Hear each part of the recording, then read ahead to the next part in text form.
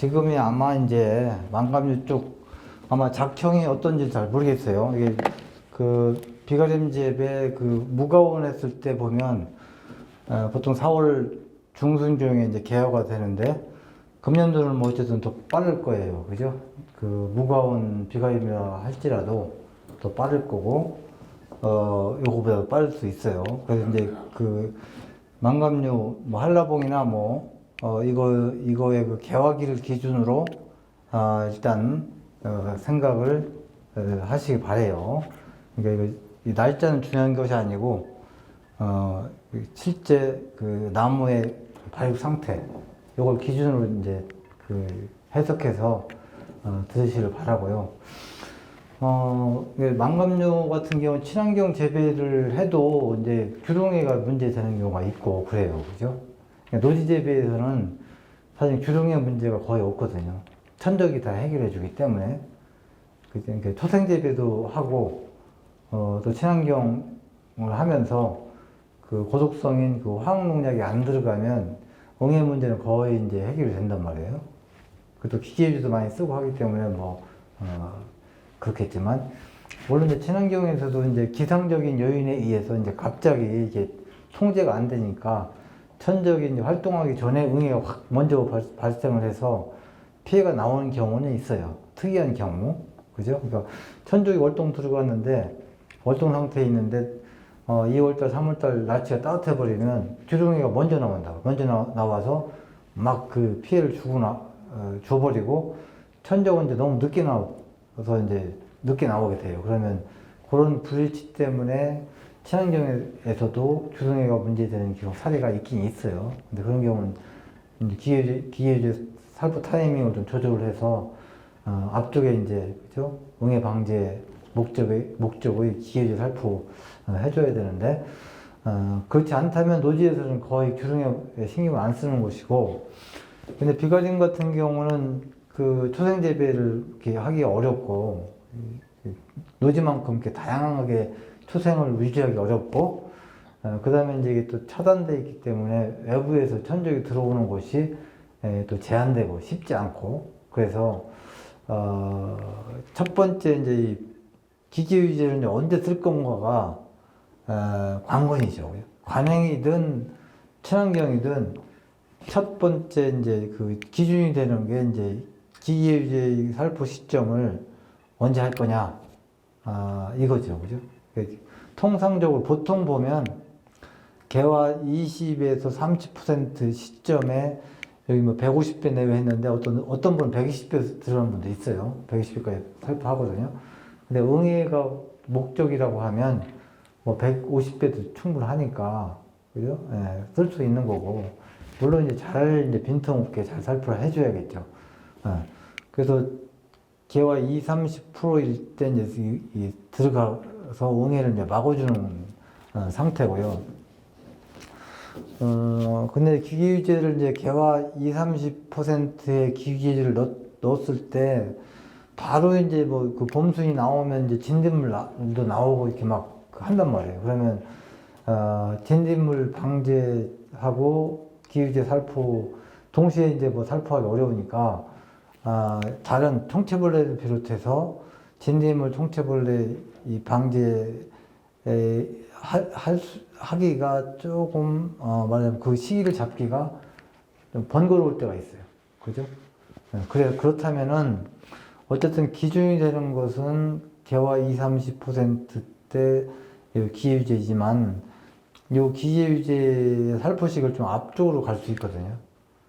앞쪽으로 좀 옮기면 봄순에 나오는 꽃하고 봄순에 나오는 총체나 또 순에 나오는 요 진딧물을만 놓고 방제를 할 수 있기 때문에 편해지죠. 좀 편해진다. 그래서 요 기계유제 타이밍을 조금 앞쪽으로 가서 미리 응애를 방지하고 봄순에 나오는 진딧물이나 이쪽을 좀 더 여유를 갖고 방지하는 체계로 가는 게 그죠? 더 좋다고 제가 말씀드리는 거예요. 그죠? 그러면 어쨌든 그러면 여기 앞쪽으로 가면 이제 총체 진딧물인데 근데 실질적으로 친환경에서 총체벌레 방지할 수 있는 방법이 많지 않아요. 그죠? 많지 않잖아요. 친환경에서 총체 잡을 만한 약이 사실 없고, 왜 지금은 이제 비가림에서 총체는 거의 무방비 상태로 자연적으로 방지가 되든지 아니면 피해를 보든지 둘 중에 하나 이렇게 있는 상태예요, 사실은. 별다른 다른 약제 방제를 할 수 있는 방법이 없기 때문에 그 상태거든요. 그래서 비가림 재배 친환경 하는 과실을 보면 막 이 과실 전체가 막 그 사비가 생겨서 딱정이가 생겨가지고 이제 그 외관적인 품질이 크게 떨어지는 경우가 많다고요. 특히 이제 레드향 같은 경우가 심해요. 한라봉은 그렇게 심하지 않은데 레드향이나 이제 천혜향 쪽 최근에 보급되는 그런 망감류 쪽은 총체에 굉장히 약하고 그 총체가 또 많이 나와요. 또 그런 과실들은 총체 피해가 많이 나오는데 그래서 그 레드향 뭐 이런 쪽을 하신다고 하면 친환경으로 이 총체에 대해서 대비를 안 하고는 좋은 열매를 얻기가 힘들다고요. 그래서 그리고 그럼 총체벌레는 그럼 어떻게 나오느냐 하는 건데 총체벌레는 요 꽃이 피면 꽃 속으로 온단 말이에요. 꽃을 찾아서 온다고요. 개화기 때부터 그 꽃과를 먹기 위해서 총체벌레가 꽃과를 먹기 위해서 꽃 속에 들어갔다가 열매가 착과가 되면 그때부터 열매를 이제 먹기 시작하는 겁니다. 실질적으로. 꽃노랑 총체벌레가 많아요. 그 노지에서는 이제 볼록 총체벌레가 이렇게 외부에서 날라와서 피해를 많이 주는 형태로 그렇게 피해가 많이 나오고, 비가림에서는 그 꽃노랑 총체벌레가 자체 하우스 내에서 증식돼서 피해를 주고 아니면 이제 뭐 측창이나 이런데 구멍이 뚫려 있으니까 총체벌레가 충분히 들어올 수 있는 망으로 돼 있잖아요. 그러니까 그 망으로 이제 들어와서 피해를 주고 이런 피해를 준단 말이에요. 그러니까 특히 이제 개화기 때는 대부분이 여기 잡초상에서 증식한 것들이 이제 올라오는 형태로 이게 생활사가 이어진다. 그러니까 잡초에서 올라오는 걸 끊어주려면 뭐 2, 3월 이때 겨울에 이때 광역 잡초를 제거한다든지 총체벌레가 번식할 수 있는 잡초가 있어요. 잎이 넓적한 그런 식물 주로 화분과 식물은 뭐 꽃노랑 같은 경우는 그 기주식물이 아니니까 그 잎이 이렇게 넓직한 뭐 냉이라든지 이런 거, 뭐 보리병이라든지 그런 특히 십자화과 식물 뭐 이런 곳에서 많이 증식을 하거든요. 그럼 그런 광역 잡초를 제거하고 이런 방법 있고요. 뭐 여기 뭐 이디응엔이 뭐 이런 거 있는데 실제로 이제 활용하기는 어렵다고 보고 그 님제 관주 같은 경우도 이제 그 생각할 필요가 있어요.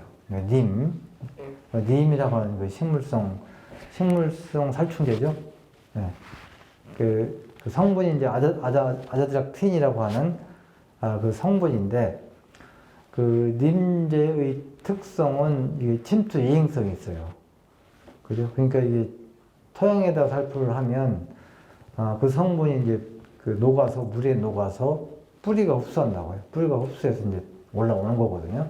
그러니까 아래 초본류 같은 경우는 이게 키가 작으니까 그 흡수력이 좋죠. 나무 같은 경우는 이제 빨아들여서 위까지 가기는 하지만 워낙 가면서 이제 농도가 희석되니까 나중에 이제 뭐 큰 효과를 발휘할 수가 없는 상태로 되는 거고 초본류 뭐 강낭콩 정도 크기, 그 정도 크기란 말이에요. 이 당시에 그 풀이 그런 경우는 이제 뿌리를 흡수해서 지상부로 이렇게 올라오는데 한 2주 정도, 10에서 한 15일 정도가 되면 살포한 약액이 이제 지상부 끝에 잎까지 도달해서 그때 이제 총체벌레가 먹을 때 이제 증식력가 떨어지는 거죠. 직접적 살충률도 있고 이제 님제의 특성이 이제 여러 가지 작용 기작이 있어요. 벌레의 그 허물 벗을 때를 탈피를 억제한다든지 또는 산란수를 감소시킨다든지 이런 만성적인 어떤 효과가 있거든요. 그러면 잡초에서의 증식력을 떨어뜨린다고요. 그런 방법을 이제 말씀드리는 거고, 또 이제 여기 보면 백광균 같은 미생물제 처리도 이제 생각해 볼 필요가 있다. 백광균 처리를 지금은 이제 나무 수상에 이제 많이 처리하는 방식을 취하고 있는데요. 물론 이제 깍지벌레 방제 목적이라면 그 방법을 쓸 수가 있는 거고, 토양 살포를 통해서 토양에 이제 총체벌레가 정식하는 걸 막아주기 위해서, 총체벌레가 번데기 단계에서는 땅으로 떨어진다고. 땅에 떨어지거든요. 토양에 떨어지면 토양층에 이제 백광균을 도포시켜서 번식, 살 수 있는 환경을 만들어 주면 땅에 떨어졌을 때 이제 감염이 되겠죠. 감염이 돼서 이제 나중에 성충으로 올라오는 양이 줄어든다 이런 뜻입니다. 그래서 기본적으로 이제 백광균은 보통 온도가 15도씨 이상에서 증식이 돼요. 그래서 되기 때문에 어느 정도 이 정도 온도가 되면 되도록이면 개화기로부터 멀리 앞쪽에 살포할수록 유리하죠. 그죠? 앞에 살포해놔야 이제 총체벌레 계속 증식이 일어나는데, 그러니까 번데기 때 약충이 다 자라면 땅에 떨어지고, 땅에 떨어져서 이제 번데기 된 다음에 성충이 돼서 올라와서 알 낳고, 이게 사이클 돌아가는데, 이 사이클 여러 바퀴 돌수록 증식이 많아지는 거란 말이에요. 그러니까 그걸 막으려면 최대한 앞쪽 빨리, 그죠? 살포하는 것이 유리하다. 이런 뜻입니다. 그죠? 다만 이제 온도 조건이 백광균의 그 활력을 좌우하기 때문에 한 15도 정도는 돼야 된다. 근데 이제 비가림하고 뭐 비닐 씌우고 하면 아마 2월 달쯤 되면 이 정도 온도는 올라갈 겁니다. 그죠? 그러니까 사용하는데 무리가 없을 것이고, 그래서 미생물이 번식할 수 있는 어떤 조건들, 이런 조건들을 일단 만들어 놓고 이제 생각하는 거죠. 그죠? 그러니까 뭐 벌레가 발생하면 뭘 방지해야지가 아니라 이미 이제 1년 과정을 놓고 보면 뭐 개화기 때 어떤 해충 문제가 되고, 그죠? 여름철에 뭐가 문제가 되고, 가을에는 또 뭐가 문제가 되고 하는 것들 이미 다 알고 있어요. 실질적으로는. 한번 경험을 이제 몇 년 이렇게 재배를 하다 보면 1년 동안에 뭐가 문제가 되는지를 다 알고 있단 말이에요. 그죠? 그런데 이제 그렇다면 그거에 대비해서 미리미리 이 방제를 해나가야 되는데, 사람들은 자꾸 까먹어요. 1년 지나면 까먹어가지고, 이때 총체벌레가 나오면 어떡하지? 방제해야지. 그죠? 진드기 나오면 어떻게 방제해야지? 눈으로 딱 보고, 그때 판단한다고요. 그게 아니라, 벌써 이미 안 봐도, 봄순이 되면 진드기 나오고, 개화가 되면 총체벌레가 나온다는 거 다 알아요. 그죠? 이미 알고 있어요. 그리고 총체벌레에 대해서 조금만 공부를 했다고 하면, 총체벌레는 잡초에서 증식을 하고, 번데기가 되면 땅에 떨어져서 번데기가 되고, 다시 올라오고, 이미 다 알고 있는 거거든요. 그러면 방제라고 하는 것은 그 연결되는 거를 이렇게 중간에 이렇게 끊어주는 거란 말이에요. 요새 여기서 벌레가 딱 나왔을 때 방제하는 것이 아니라, 그 전에 이렇게 연결되는 요 고리를 중간중간 이렇게 끊어주는 게 이제 방제란 말이에요. 방제고, 특히 친환경 재배에서는 이게 더욱 중요하죠. 일반 재배에서는 화학농약 아주 독효성이고, 효과가 좋은, 살충력이 아주 뛰어난 이런 것들을 투입할 수 있기 때문에 고민할 필요가 없죠. 눈에 보이면 그냥 화학농약을 투입하면 되니까. 근데 친환경에서는 그렇지 않잖아요. 친환경에서는 이게 한 번에 딱 죽이는 약재가 없기 때문에, 그래서 전체 시스템을 놓고, 그걸 우리는 생태계라고 하는 거고, 전체 시스템을 놓고 미리미리 차단해서 밀도를 줄여나가는 그러한 전략을 쓰는 것이다. 이렇게 말씀드리고, 그래서 이제 그런 상황에서 이제 다양한 방법들을 이제 여기 수입을 해서 밀도를 줄이고, 이렇게 나감으로써 이제 경제성이 있는 상품성을 유지할 수 있는 과실을 이렇게 얻는 거예요. 그죠? 네. 그런 측면을 말씀드리는 거고요. 그리고 이제 총체벌레는 꽃 속에 들어가 버리기 때문에, 이게 친환경 자재 그 방지가 안 돼요. 실질적으로. 굉장히 힘들어요. 꽃 속에 약재가 안 들어가거든요. 근데 화학농약 같은 경우는 이제 그 침달성이 있는 농약이라고 그래서 그 스피노사드나 뭐 스피네토람 같은 거, 일단 뭐 아바맥틴이라든지 뭐 램페이지라든지 이런 화학농약들은 그 침달성이 좋아서 살포하면 그냥 꽃잎 속으로 들어가요. 꽃받침 속으로 들어가거든요. 그러니까 나중에 이제 총체벌레가 꽃가루도 먹고 이제 꽃잎도 갉아먹기도 하고 하는데 그때 이제 잡을 수가 있어요. 그죠?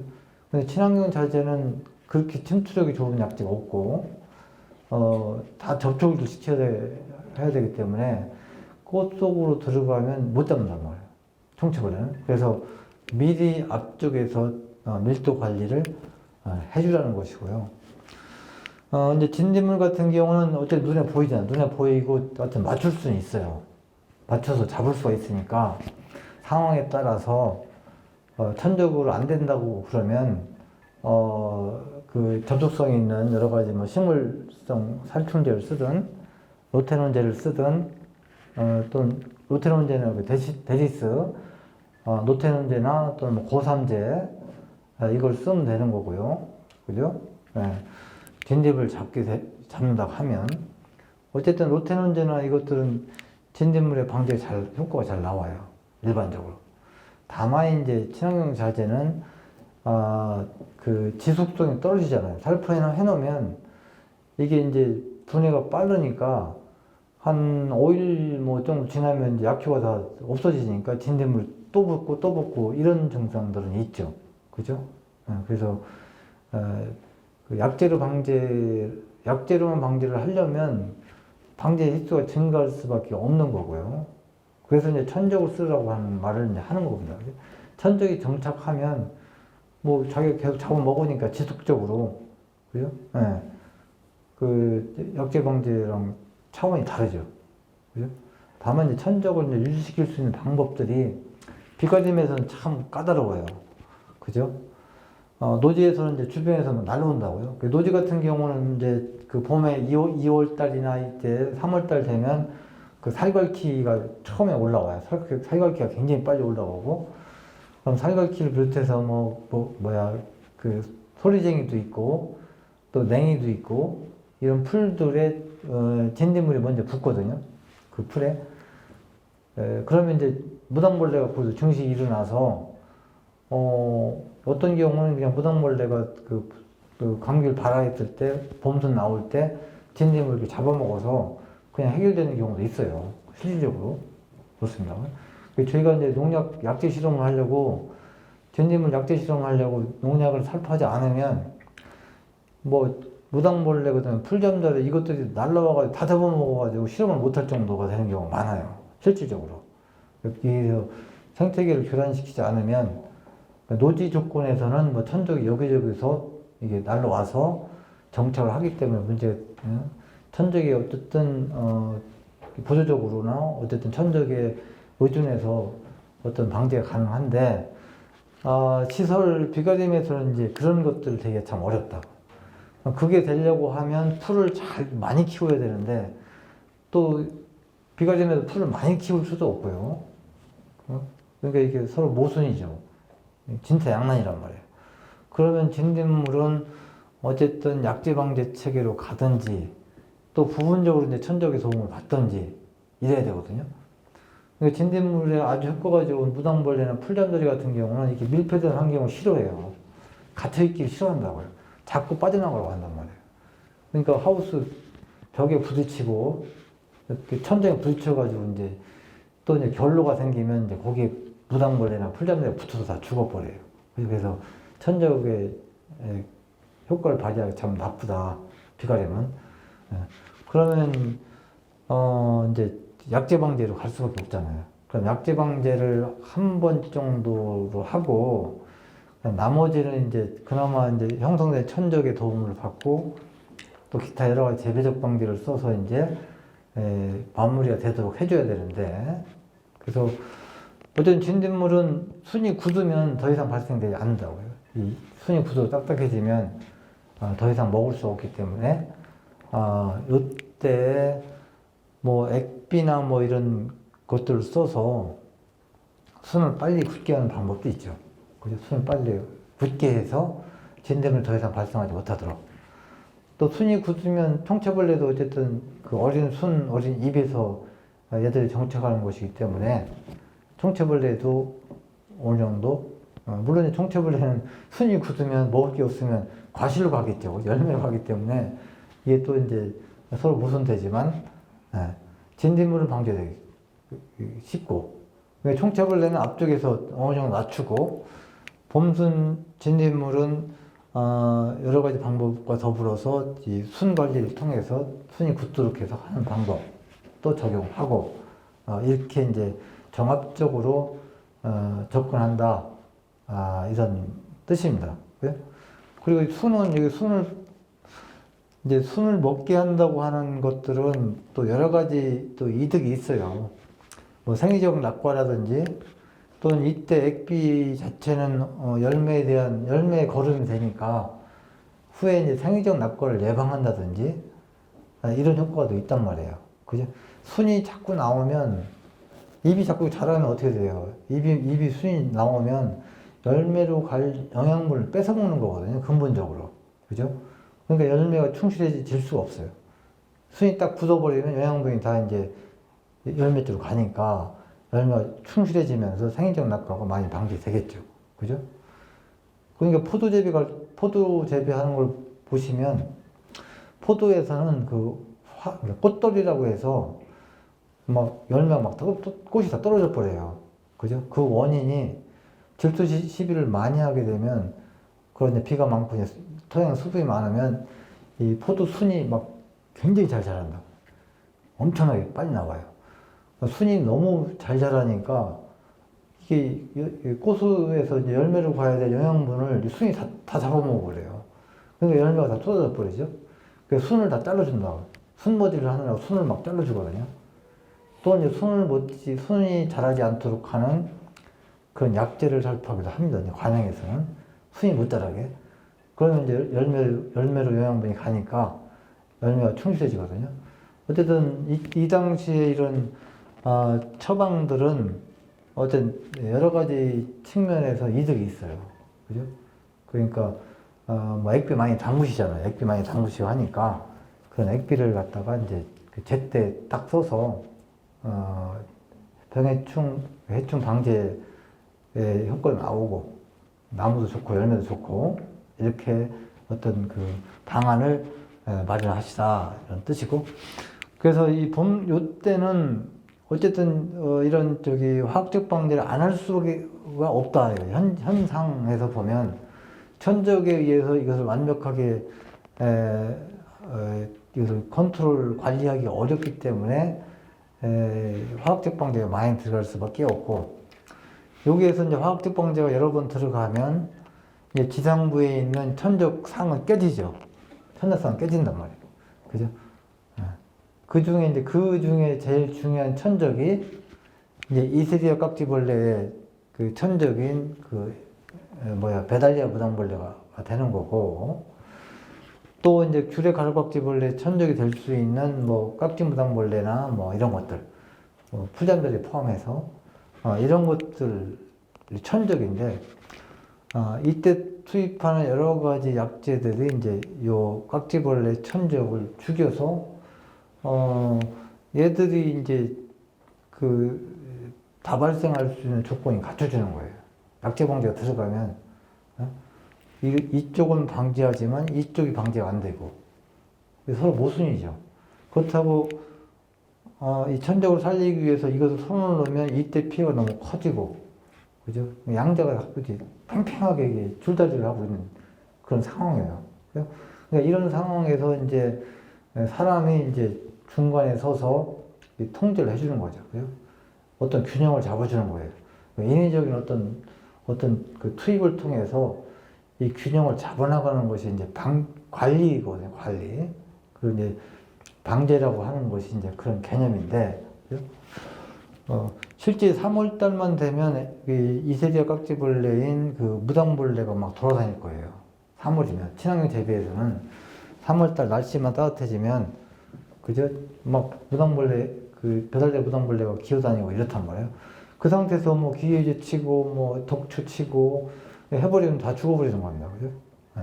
그래서 어쨌든 화학적 방지가 들어가면 그런 결과로 나와서 이세리아 깍지벌레가 재발생할 거다라고 하는 것은 이제 우리 예측할 수 있어요. 그렇다면, 그럼 이세리아 깍지벌레도 약재 방제로 갈 거냐? 그죠? 그러면 어쩔 수 없이 이제 약재 방제를 계속 하는 수밖에 없어요. 그렇잖아요. 그죠? 그럼 10일 간격, 뭐, 하여튼 뭐 15일 간격이든 10일 간격이든 계속 친환경 자재를 투입한단 말이에요.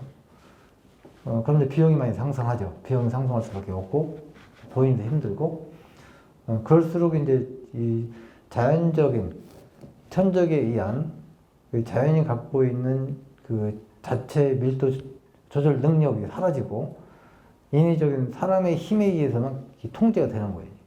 그죠? 이거 화석 에너지라고 하잖아요. 그것들을 전부 다. 그죠? 우리가 어떤 다른 화석 에너지를 갖고 만든 물질들이에요. 대부분. 물론 친환경에서 이제 식물 추출물이나 이것들은 천연 자료이기 때문에 좀 덜하지만, 대부분 인위적인 투입이라고 하는 것을 통해서 이 시스템이 유지되게 된다 하는 거예요. 그러면 친환경의 의미가 사라지는 거예요. 친환경이라고 하는 것은 뭐예요? 뭐 생산물이 목적이 아니라 이 생태계의 원리를 활용해서 인간하고 자연이 서로 조화롭게 서로 상호작용하면서 이 자연을 보존시키고, 그죠? 이래서 우리 자손한테 남겨주고자 하는 것이 친환경 농업의 하나의 측면이거든요. 실질적으로. 그런 철학이라든지 그런 마인드가 계신 분들이 이제 친환경을 많이 선택하시는 거고요. 그래서 친환경 재배가 그래서 이제 이 비가림 재배에서는 자연적인 생태계의 원리에 의한 어떤 시스템을 만들기가 참 어렵기 때문에 그런 측면에서 이 비가림 친환경 재배가 어렵다는 겁니다. 그리고 이제 여기서 계속 깍지벌레를 방지하기 위해서 약을 넣으면 넣을수록 뭐 처음에는 방제되는 것 같이 보이지만 결국 이게 지속까지는 못해요. 못 가고 깍지벌레가 재발생이 되고, 그럼 이제 친환경 포기하는 거죠.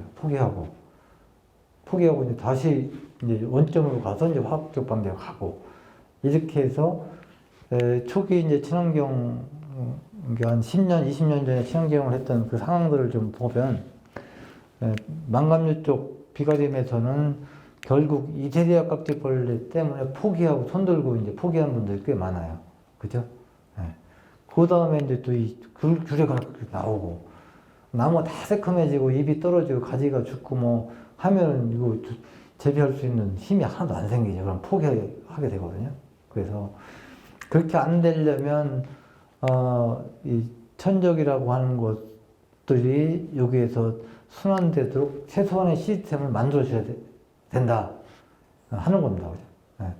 그래서 이제 미생물제도 넣고 천적도 살 수 있도록 환경을 마련해 주고, 망감류 쪽은 그렇기 때문에 공부를 훨씬 더 많이 해야 돼요. 저기보다. 그렇고, 그래서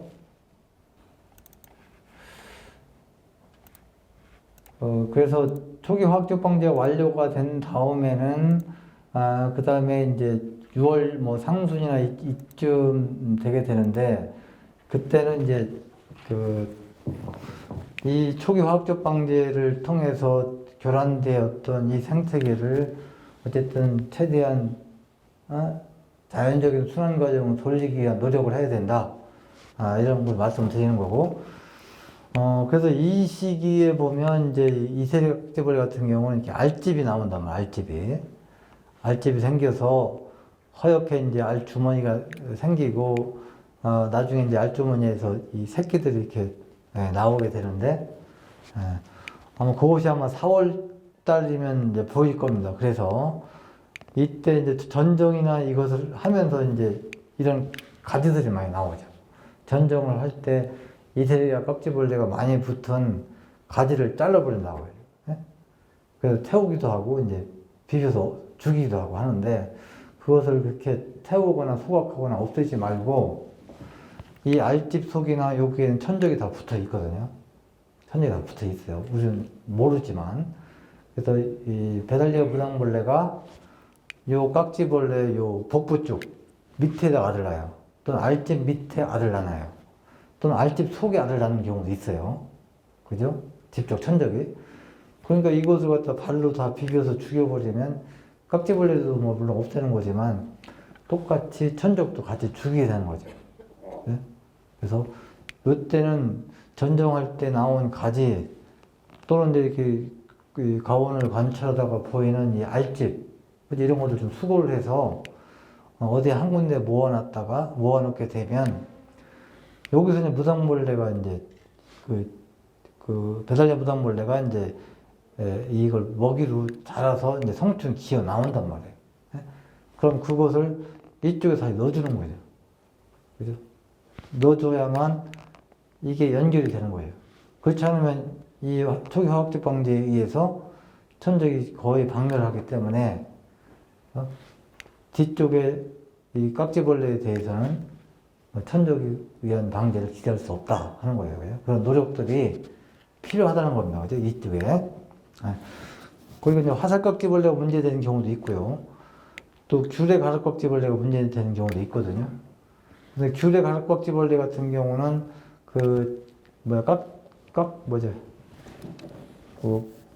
무당벌레를 판매를 해요. 그죠?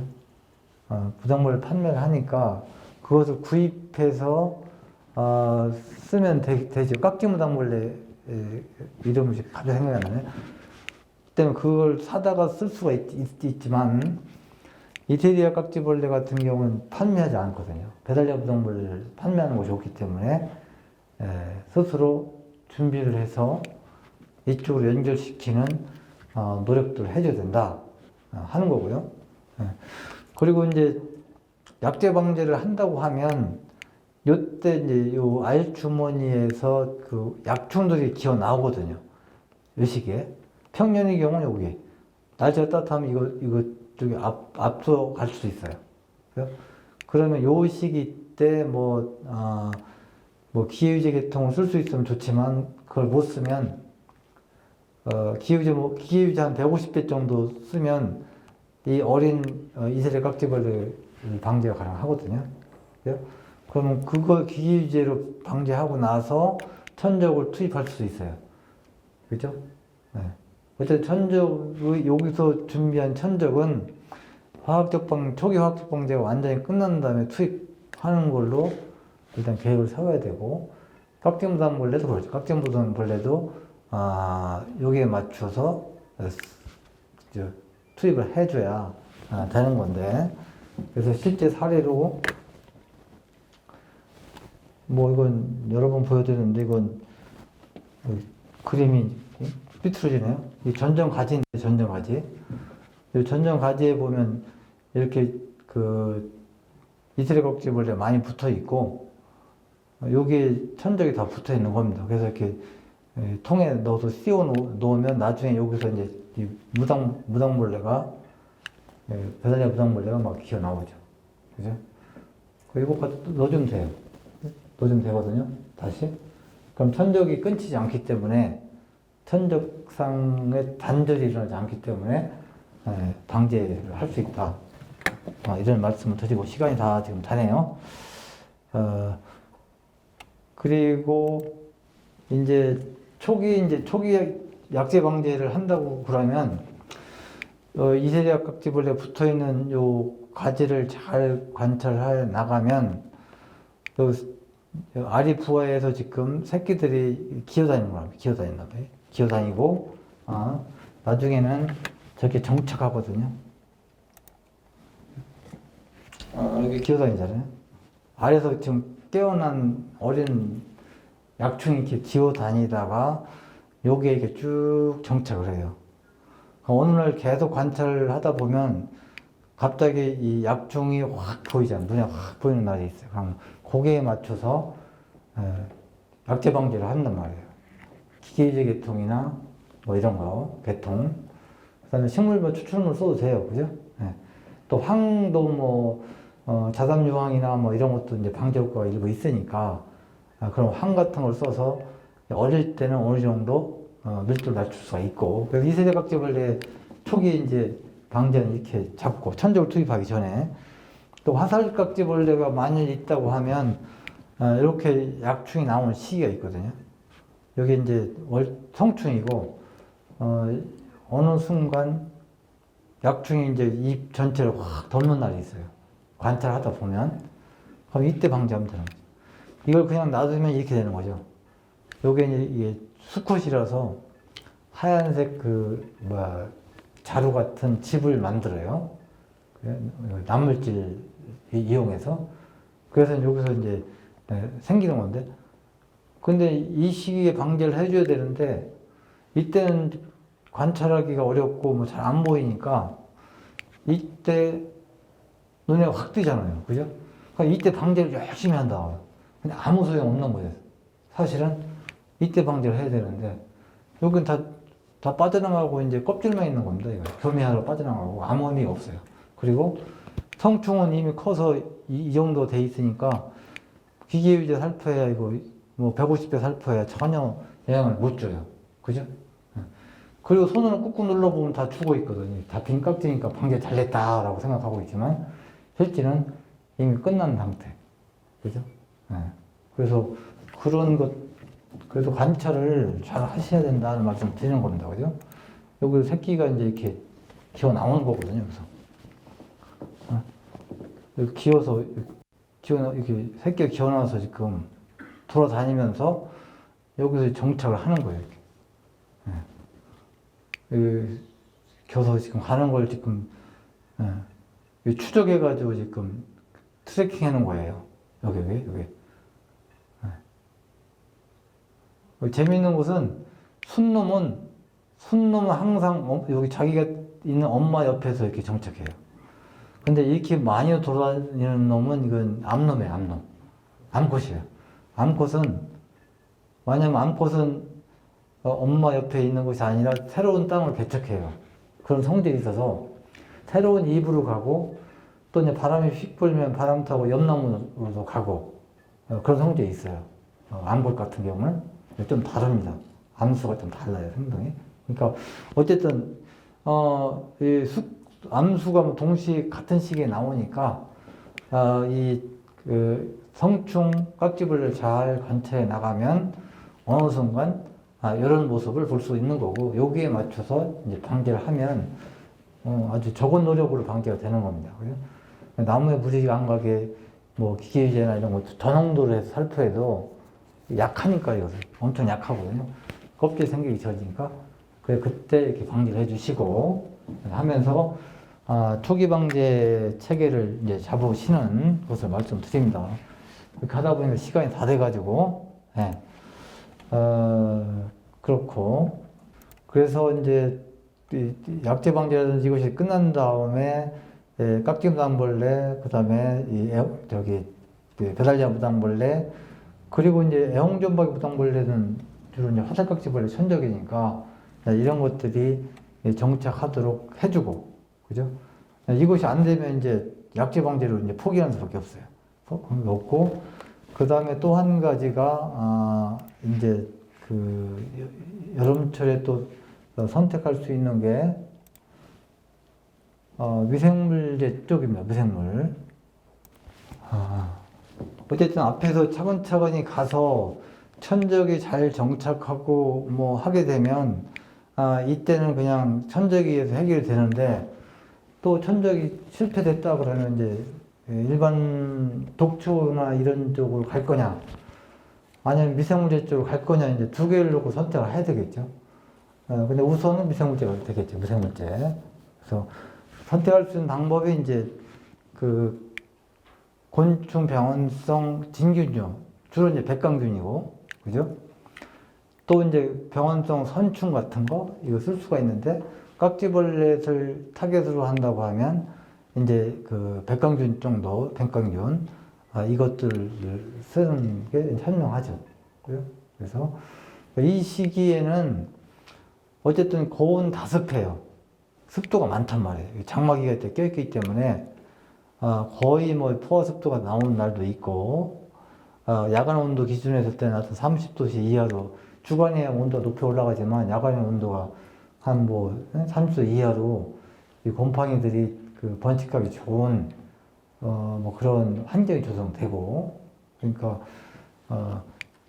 요때 그 감염시키기가 아주 좋은 그런 상황이다 하는 겁니다. 그죠? 그래서 아까 이제 백광균을 이제 토양에 관주 형태로 처리하는 방법을 말씀드렸는데 여기서는 나무에 직접적으로 살포를 해서 그 나무에 붙어 있는 깍지벌레나 뭐 이런 것들 기타 뭐 이제 그 담배 가루 뭐죠 귤가루이 같은 것도 같이 효과가 나오니까 그러니까 일부는 뭐 진딧물이라든지 이거 사실 효과는 있어요 실제. 근데 주 타겟은 그 깍지벌레가 되겠죠. 깍지벌레. 예. 특히 이제 이세지약 깍지벌레 같은 경우. 그래서 여기 감염만 되면 이제 방제 효과는 잘 나오게 돼 있어요. 감염이 되면. 근데 감염시키기 어렵다는 거예요. 감염시키기 어려운데 감염시키기 어려운 것 중에 하나가 이게 환경입니다. 환경. 이 곰팡이는 일단 습도가 어느 정도 유지가 돼야 감염이 일어나는 것인데 뭐 그걸 맞추지 못하면 이제 방제 효과를 기대할 수 없다 이런 뜻입니다. 그래서 그렇기 때문에 백광균이나 미생물이나 뭐 선충이든 이런 미생물을 처리할 때는 저녁 때 해가 뭐 질 무렵에 살포를 해야겠죠. 당연히 햇빛이 있으면 자외선이나 뭐 햇빛 노출되면 건조되거나 자외선에 의해서 금방 그 포자나 병균 포자나 이것들이 파괴되고 약해지니까 일단 햇빛이 떨어지는 때 그리고 이제 야간에 쪽에 살포하면 어쨌든 습도가 계속 밤에도 유지가 되니까 그제 최소한 쉽게 감염력을 높일 수 있는 거고요. 예. 그리고 더 좋으려면 이제 연무기나 이런 거를 써가지고 그 습도를 더 높여주는 거죠. 연무기를 틀어서 안개처럼 습도를 높여주면 감염 그 역을 훨씬 더 높일 수가 있어요. 훨씬 더. 그래서 방제효과를 높일 수 있는 방법이 된다는 것이고요. 근데 외국에는 이 백광균을 그 노지작물에도 굉장히 많이 쓰거든요. 노지작물 많이 쓰거든요. 그래서 성공 사례도 많고. 몰라요. 우리나라가 너무 건조해서 그런지 몰라도 우리나라에서는 그렇게 잘 쓰지 않더라고요. 그 70년대, 60년대 그때는 이 백광균 같은 미생문제를 농작물 병해충 방제 위해서 많이 썼어요. 전 세계적으로. 근데 이제 그것이 이제 화학농약이 막 나오면서 화학농약이 이제 사용하기 편하고 싸고 쉬우니까 화학농약 싹 바뀌었죠. 미생물 농약에 대한 시장이 사라지니까 이 제품 생산을 안 한 거예요. 대가 끊겼어요. 그죠? 그 기술은 이미 갖고 있었는데 그래서 이제 그런 지금은 이제 그때 기술들이 다시 지금 쓰는 거예요. 그때 이미 다 만들어져 있었어요.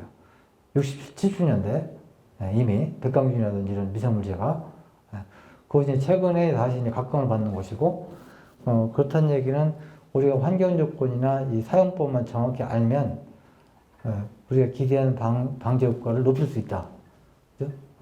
그리고 이제 노지가 아닌 비가림은 우리가 훨씬 더 이 환경을 컨트롤할 수가 있으니까 습도 같은 것을 좀 어느 정도 우리가 조성을 해서 방제 효과를 높일 수 있는 거죠. 그죠? 그런 측면에서 이것을 활용을 좀 이때는 그러니까 이때 초기 화학적 이제 끝나고 천적을 조성하고 어쨌든 그 천적위에서 이것이 방제가 잘 이루어진다 그러면 구태여 미생물제를 쓸 필요는 없겠죠. 근데 천적위 역할을 못한다. 그러면 이제 미생물제로 보완을 해주는 거고 그런 전략으로 가는 겁니다. 이렇게 그래서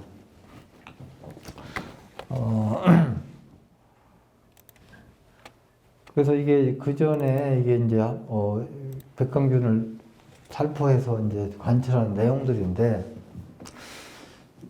이거 이제 보통 우리가 약제를 살포하면 금방 벌레가 확 죽을 거다라고 항상 기대를 하잖아요. 그죠? 근데 그렇지 않다 하는 겁니다. 이 미생물제 같은 경우는 아주 천천히 효과가 나온다. 그러니까 이것은 한 7월 상순경쯤에 살포해서 한 달쯤 후의 모습이에요. 그러니까 한 달 동안 이게 죽은 건지 산 건지 판단이 안 되는. 그죠? 이거 약을 살포했는데 안 죽는다는 것을 느끼는 겁니다. 근데 실질적으로는 뭔가 작용을 하고 있었다는 것이고, 한 달 후쯤 되니까 이게 이제 좀 부풀어진 게 보이죠? 예. 그러니까 이 백광균이 요 피부를 뚫고 들어가서 안에 이제 그 혈강이라고 하는데, 혈액이죠, 혈액. 혈액 속에 혈강에 들어가서 이제 이게 얘들이 증식이 일어나면서 이제 이 몸이 부풀어져요. 포자가 이제 안에서 병균이 막 번지니까. 예. 그렇고. 그러니까 벌레 입장에서 보면, 사람도 마찬가지잖아요. 몸에 그 세균이 들어오면 피에 있는 적혈구가 잡아먹습니다. 방어한다면 면역병을 일으키거든요. 그거와 똑같이 벌레도 똑같아요. 백광균이 뚫고 들어가면 이 벌레가 면역을 일으켜요. 면역을 일으켜서 방어를 한단 말이에요. 그래서 안에서는 막 싸움이 일어나요. 서로 싸움이 일어나다가 지면 이렇게 죽는 거고, 이기면 그냥 살아있고 그렇거든요. 하지만 이제 병마와 막 싸우다 보니까 지쳐가지고 어떻게 돼요? 새끼 생산을 제대로 못해요. 알을 제대로 못한단 말이에요. 병마와 막 싸우고 있는데 우리 출산하고 할 수 없잖아요. 그러니까 알이 산란수가 떨어지고 또 알이 이게 충실하지 못하니까 부화가 안 되고, 이렇게 만성적으로 이 효과가 나온다 하는 것들이에요. 벌레는 붙어 있지만 제 기능을 제대로 못하는 경우가 많다.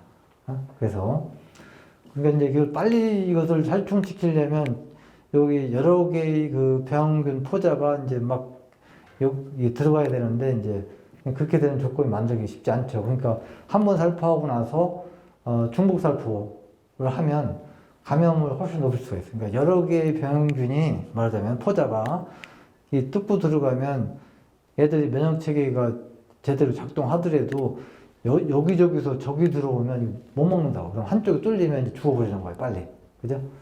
근데 일반적으로 보면 우리가 그 살포했을 때 포자 몇 개 정도가 붙어서 들어가고, 그죠? 그러니까 싸움이 일어나는 거예요.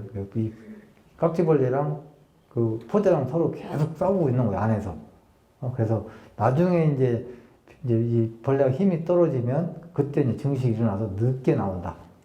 그러니까 이런 상황을 잘 보시고 이걸 이해를 해서 우리가 효과를 판정할 필요가 있습니다. 그죠? 그러니까 이때쯤 가니까 이제 드디어 곰팡이가 이렇게 한 달 이상, 거의 2달 되니까 뭐 이 곰팡이가 오기 시작할 정도로 아주 느리게, 그죠? 효과가 나온다 하는 겁니다. 미생물제 속성이에요. 그런 것도 이해하시고 관찰하면서 우리가 이제 미생물제를 활용하면 망감류에서도 이제 훨씬 더 우리 방제체계를 개선하는데 활용할 수 있지 않을까 이렇게 생각합니다. 그래서 지금 시간이 다 됐네요. 그래서 망감류 쪽은 이제 전체적으로 중요한 부분만 이렇게 말씀을 드렸어요. 그 주요 내용은 여기 교재에 지금 소개가 되어 있으니까 그걸 또 갖고 공부하시면서 응용하기 바라고요. 또 여기 방송 동영상 있다고 하니까 그거 돌려보시면서 정리를 해주시기 바랍니다. 그래서 일단 제 강연 이렇게 마치고 혹시 질문 있으면 질문 좀 이렇게 받고 뭐 토론하면서 하고 마치도록 하겠습니다. 네. 혹시 질문 있으세요? 네, 망감류 쪽은 네. 우리 방송에서요, 시판되는 충제나 이런 것들이 있지 않습니까? 네. 그거를 혼용을 얼마큼 뭐 시판되는 충제나 뭐 이런 BT제나 이런 것들을 네. 하는데 그 혼용을 이제 뭐랑까지 해도 되는지. 일반적으로 이제 우리가 BT나 뭐 백광균이나 그 곤충의 병을 일으키는 그 병원성 제제는 혼용력은 좋아요. 살균제로만 섞지 않으면 돼요. 살균제로만 섞지 않으면 되고, 요즘에 또 얘기되고 있는 것들이 이제 여기 이제 망감류 상황은 아니고요. 그 노지 재배에서 더생익병 방지를 할 때 약간 이제 브로덱하고 석회업제 말씀드렸고 보로드액이 중심이 된다고 말씀드렸는데 보로드액하고 이제 일반 그 미생물제를 혼용하는 이런 그 시도들이 있어요. 그죠? 네. 있는데 어쨌든 보로드액은 아까 말씀드렸지만 제조했을 때는 불용 상태가 있단 말이에요. 구리가 녹아나와 있지 않은 상태이기 때문에 거기에 미생물제가 들어가도 그 순간만에는 구리가 미생물을 공격하지 않을 거예요. 그럼 혼용이 가능하다는 뜻이거든요. 그리고 이제 그 미생물제들은 그 미생물제 자체가 직접적으로 그 병을 공격하기보다는 식물체 내성을 증가시킨다든지 이런 측면으로 이제 그 간접적으로 효과를 높이는 통계가 있어요. 그래서 이제 노지감귤 쪽에서는 그런 시도를 한번 해볼 필요가 있을 거라 생각이 들고, 어쨌든 BT 같은 경우는 어차피 살균이기 때문에 뭐 혼용성 뭐 상관없어요. 살균제만 아니면 상관없어요. 보로도에게 많이 섞어서 쳤는데 그게 괜찮다는 말씀? 네? 보로도에게 많이 섞어서 쳤던 경험이 있는데요. 네. 그게 괜찮다는 말씀이신 거잖아요. 그렇죠. 네, 어쨌든 보로제과도 상관없어요. 그 살포 순간에는 큰 문제가 안 되니까. 혼용성만 된다고 하면 약효에 대한 것들은 크게 문제되지 않을 거다 하는 겁니다. 그죠? 어쨌든 보로제액은 얘가 살포에서 서서히 구리가 녹아 나왔을 때 그 구리 이온이 이제 공격하는 거니까. 일단 친환경 하다 보면 참 공부를 참 많이 해야 되고 그렇습니다. 그래서 앞으로도 이렇게 열심히 좀 참여하시고 이렇게 해서 정처가 시켰으면 좋겠습니다. 오늘 강의는 이걸 마치도록 하겠습니다. 수고하셨습니다.